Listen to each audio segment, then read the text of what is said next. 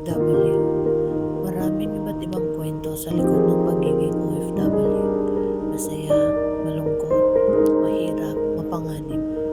Lahat yan kadikit na pagiging isang OFW. Masaya kasi nabibili natin mga gusto nila, natin. Masaya kasi natutupad unti-unti mga pangarap natin, mga pangarap nila. Masaya kasi alam natin sa kabila ng hirap at pagod, andyan ang sweldo na nag-aabang. Malungkot kasi natutulog kang mag-isa, kakain kang mag-isa. Magkakasakit ka, sarili mo lang din mag-aalaga sa'yo. Malungkot kasi minsan pag nakapadala ka na, ni thank you wala. Malungkot kasi kahit may problema ka, walang sino man magsasabi sa'yo na kaya mo yan, laban lang.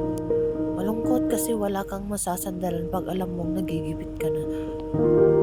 Mapanganib kasi sa aeroplano pa lang hindi ka na safe. Mapanganib kasi di mo alam kung okay lang magiging trabaho mo o hindi. Kasi madalas maraming umuwi na binubugbog ng kanilang mga amo. Minsan nire-rape ng mga amo.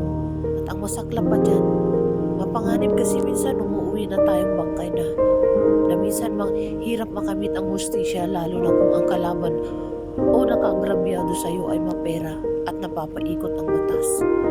Mapanganib kasi sa abroad nakabuon na kalahating katawan sa lupa. Pero ang lahat ng yan, nalalabanan nating mga OFW dahil sa salitang